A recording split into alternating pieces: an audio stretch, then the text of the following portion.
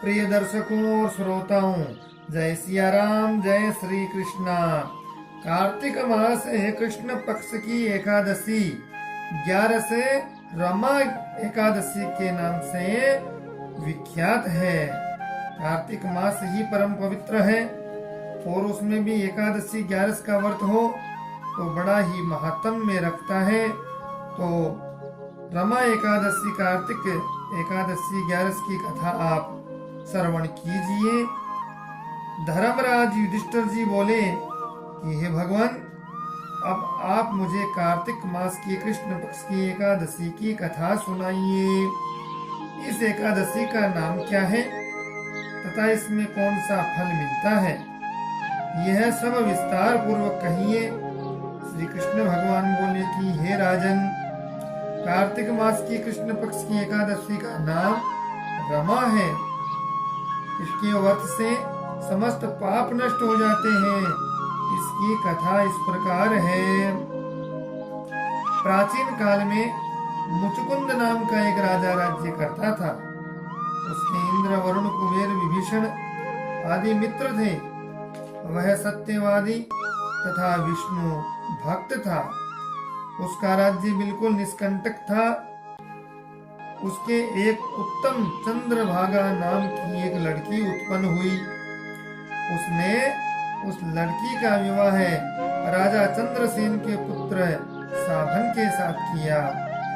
एक समय जबकि वह अपने ससुराल में थी, एकादशी पड़ी। चंद्रभागा सोचने लगी कि अब एकादशी समीप ही आई है, परंतु मेरा पति अत्यंत कमजोर है, इसलिए यह व्रत नहीं कर सकता।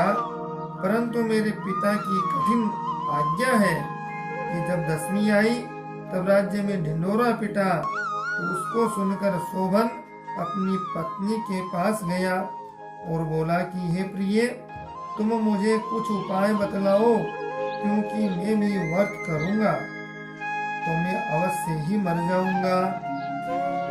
इस पर चंद्रभागा बोली कि हे प्राणनाथ, मेरे पिताजी के राज्य में एकादशी के दिन कोई भी भोजन नहीं कर सकता।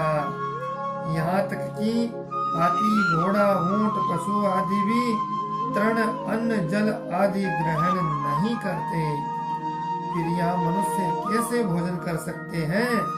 यदि आप भोजन करना चाहते हैं तो दूसरे स्थान पर चले जाइए, क्योंकि यदि आप इसी स्थान पर रहोगे तो आपको व्रत अवश्य ही करना पड़ेगा। उस पर शोभन बोला कि हे प्रिय, तुम्हारा कहना बिल्कुल सत्य है, अब मैं व्रत अवश्य ही करूंगा। भाग्य में जो लिखा है वह तो होवेगा ही। ऐसा विचार करके उसने एकादशी 11 का व्रत किया और भूख और प्यास से अत्यंत पीड़ित होने लगा। सूर्य भगवान भी अस्त हो गए और जागरण के लिए रात्रि हुई। रात्रि में भगवान का जागरण हुआ है, कीर्तन हुआ है। गोविंद बोलो, हरि गोपाल बोलो, गोविंद बोलो, हरि गोपाल बोलो, राधा रमण हरि गोविंद बोलो, गोविंद बोलो, हरि गोपाल बोलो, गोविंद बोलो, हरि गोपाल बोलो, राधा रमण हरि गोविंद बोलो, श्री राधा रमण हरि गोविंद बोलो, गोविंद हरे गोपाल हरे, जय जय प्रभु दीन दयाल हरे, गोविंद हरे गोपाल हरे, जय जय प्रभु दीन दयाल हरे, गोविंद हरे गोपाल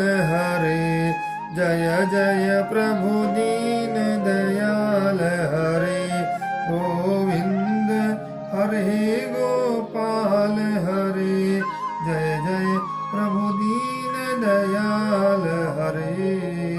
पूरी रात्रि जागरण हुआ है, कीर्तन हुआ है। वह रात्रि को अत्यंत दुख देने वाली थी। दूसरे दिन प्रातः काल से ही पूर्व ही शोभन इस संसार से चल बसा और स्वर्ग सिधार गए हैं। राजा ने उसके मृतक शरीर का दहन करा दिया। चंद्रभागा अपने पति की आज्ञा अनुसार अग्नि में दहन न हुई, परंतु पिता के घर में रहना उत्तम समझा। रमा एकादशी के प्रभाव से शोभन को मंदराचल पर्वत पर धन धान्य से युक्त तथा शत्रु रहित एक उत्तम नगर को प्राप्त हुआ। उसके महलों में रत्न तथा स्वर्ण के खंभे लगे हुए थे। वहां पर वह स्वर्ण तथा मणियों के सिंहासन पर सुंदर वस्त्र तथा आभूषण से युक्त बैठा हुआ था।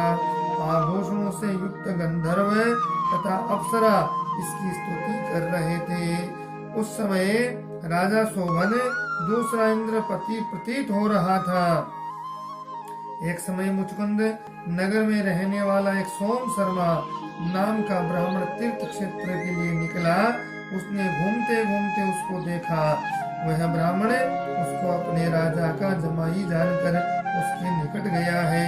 राजा शोभन ब्राह्मण को देखकर आसन से उठ खड़ा हुआ और अपने स्वसूतता स्त्री चंद्रभागा की कुशलता को पूछने लगा। सोम शर्मा ब्राह्मण बोला, हे राजन, हमारे राजा कुशल हैं तथा आपकी पत्नी चंद्रभागा भी कुशल है। अब आप अपना वृत्तांत बतलाइए। मुझे यह बड़ा आश्चर्य है कि ऐसा विचित्र और सुंदर नगर जिसको न तो मैंने कभी सुना और न कभी देखा, आपको किस प्रकार प्राप्त हुआ है। शोभन बोला, हे देव, यह सब कार्तिक मास की कृष्ण पक्ष की रमा एकादशी के व्रत के प्रभाव से है। इसी से मुझे यह अनुपम नगर प्राप्त हुआ, परंतु यह अधूर्व है। इस पर ब्राह्मण बोलता है, हे राजन, यह अधूर्व क्यों है और ध्रुव किस प्रकार हो सकता है, सो आप मुझे समझाइए। मैं आपके कहे अनुसार ही करूँगा, आप इसमें बिल्कुल झूठ न समझे। शोभन बोला कि हे देव, मैंने अश्रद्धा पूर्वक व्रत किया था, उसके प्रभाव से मुझे यह नगर प्राप्त हुआ, इसलिए इसे मैं अधूर्व मानता हूँ। यदि तुम इस वृत्तांत को राजा मुचकुंद की पुत्र चंद्रभागा से कहोगे तो वह उसको ध्रुव बना सकती है। ब्राह्मण ने आकर चंद्रभागा से सारा वृत्तांत कह दिया। इस पर राजकन्या चंद्रभागा बोली, है ब्राह्मण देव, आप क्या वह सब वृत्तांत प्रत्यक्ष देख कर आए हैं या स्वप्न कह रहे हैं।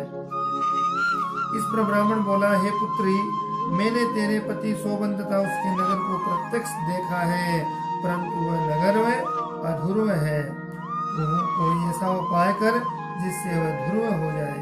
इस पर चंद्रभागा बोली कि हे महाराज, आप मुझे उस नगर के लिए ले चलिए। मैं अपने पति को देखना चाहती हूँ। मैं अपने व्रत के प्रभाव से उस नगर को ध्रुव बना लूंगी। चंद्रभागा के वचनों को सुनकर वह ब्राह्मण उसको मंदराचल पर्वत के पास वामदेव के आश्रम को ले गया। वामदेव ने उसकी कथा को सुनकर चंद्रभागा का मंत्रों से अभिषेक किया। चंद्रभागा मंत्रों तथा व्रत के प्रभाव से दिव्य देह धारण करके पति के पास चली गई। शोभन ने अपनी स्त्री चंद्रभागा को देखकर प्रसन्नता पूर्वक उसे वाम अंग में बैठाया। चंद्रभागा बोली, हे प्राणनाथ, अब आप मेरे पुण्य को सुनिए। जब मैं अपने पिता के गृह से 8 वर्ष की थी, तब ही से मैं सविधि एकादशी का व्रत करने लगी हूँ। उन्हीं व्रतों के प्रभाव से आपका यह नगर ध्रुव हो जाएगा और समस्त कर्मों से युक्त होकर प्रलय के अंत तक रहेगा। चंद्रभागा दिव्य रूप धारण करके तथा दिव्य वस्त्र अलंकारों से सजकर अपने पति के साथ आनंद पूर्वक रहने लगी और शोभन उसके साथ आनंद पूर्वक रहने लगा। हे राजन, यह मैंने रमा एकादशी का महात्म्य कहा। जो मनुष्य रमा एकादशी के व्रत को करते हैं, उसके समस्त ब्रह्म हत्या आदि के पाप नष्ट हो जाते हैं। जो मनुष्य रमा एकादशी का महात्म्य सुनते हैं, वह अंत समय विष्णु लोक को जाते हैं। इस प्रकार से कार्तिक कृष्ण पक्ष की रमा एकादशी का व्रत महात्म्य कथा संपन्न है। भगवान विष्णु नारायण को अर्पण है। बोलो चार भुजानाथ भगवान की जय हो। बोलो श्री हरि विष्णु भगवान की जय हो। बोलो द्वारिका नाथ की जय हो। बोलो वृंदावन बिहारी लाल की जय हो। कृष्ण कन्हैया लाल की जय हो। भक्तोर भगवान की जय हो। वीडियो चैनल को लाइक शेयर सब्सक्राइब करें। साथ ही आप अपना स्नेह प्रेम देते रहें। घंटी के निशान को जरूर प्रेस करें, जिससे सबसे पहले आप तक यह कार्यक्रम पहुंच जाए। जय सिया राम, जय श्री कृष्णा।